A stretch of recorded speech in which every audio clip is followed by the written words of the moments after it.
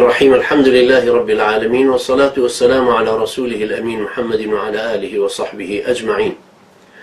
ربنا آمنا بما أنزلت واتبعنا الرسول فاكتبنا مع الشاهدين. آمين.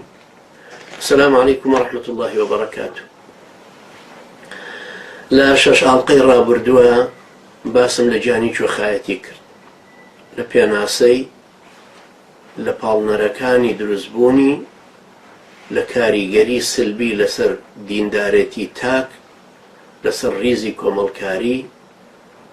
پاشان حەڵقەی ڕابردوو لەسەر چۆنیەتی چارەسەرکردنی کەوتم نیەت پاچیمان و گەڕانەوە بۆ لای خوای پەروەردگار، سەرڕاستانە عەبدایەتی کردن بۆ ئەو پابەندبوون بە سیرە و سونەتی پێغەمبەری خواوە عەلەیهی سەڵات وەسەلام.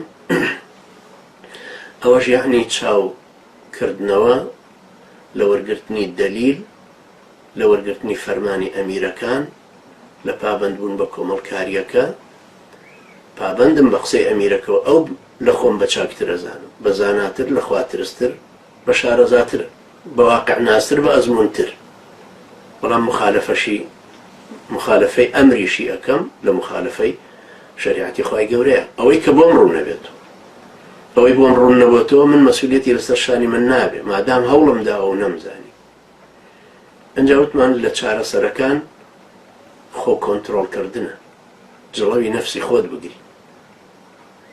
ئەویش تەشبیهم کردوتم وەکو سواربوونی سەیارەیەک و ئیستۆپی تیا نەمابێ، تۆش حەزت لە منافەسە بێ و لە کێبڕکەیەک بە سەیارەکەت بیکەی، خەڵکێک پێشت کەوتۆ تۆش بتێ هەر ملێنیت و پێشکەوی، ئاخر ئەو ئیستۆپە گرێ و پێچەکاتەوە، بەس تۆ ناتوانانی پێچکەیتەوە کات، وەرە گەڕیت و خۆش تەفەوتێ.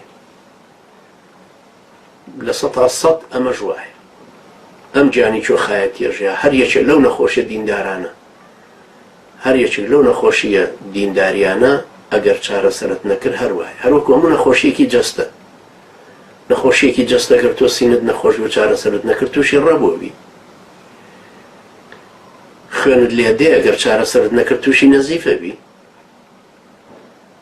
پرۆتینت نوقسانە بۆ نەتیجە تووشی نوقسانی ئاسنە بی هی خوێن. جگەرت نەخۆشە چارەسەری ناکەی، دوایی نەخۆشیەکە لە جگەرتەوە تەسیرە کاتە سەر هەموو بەدەنە.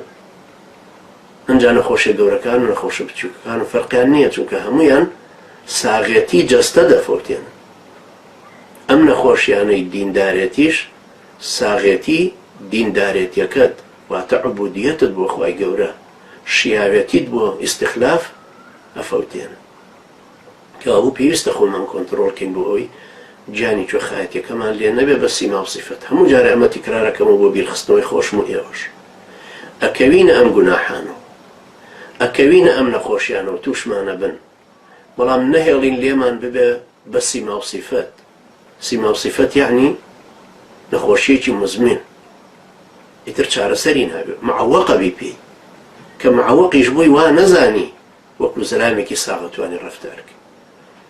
ئەم نەخۆشیە دینداریانە کە تووشت بوون و لێت بوون بە سیما و سیفەت و چەکەرەیان کرد و لە دڵ و دڕون تا ڕوان و کاریگەریان لەسەر ئاڕاستەکردنی ڕەفتار و ڕەوشتت هەبوو، خۆت گلەی لێکراوی، چونکە خۆت ئەتزانی کە ئاوار لێ دێ، ئەشت زانی کە نابێ بەردەوام بیتیایە، بەڵام مصر بووی شوێن هەوا هۆسی کە خۆت کەوتی، نەشوێنی وەحی کەوتی، نەشوێنی ئەقڵی خۆت کەوتی، یا بە ئەقڵ و ئەزموونی کەسانی تر ڕۆیشتی. خوای گەورە فەرمێ ئەلقى السەمع وهو شەهید. ئەم قورئانە بۆ چێ؟ بۆ ئەو کەسێ ئەلقى السەمع وهو شەهید، یا جۆ لە وەحیەگری یان بە دید و تێڕوانینی ئاقڵانەی خۆت و ئەزموونی خەڵکی و ئەگەیتە نەتیجەی ئەوە کە ئەم ئیشە خراپ بوو، ئەم جانیچۆ خایەتیە خراپ بوو، چونکە تۆ پێشتر خەڵکی ترشت بینیوە هەڵدێراوە، هەروەکو خەڵکی ترت بینیوە سەیارەی بێ ئیستۆپی لێ خوڕیوە و دوای فەوتاوە.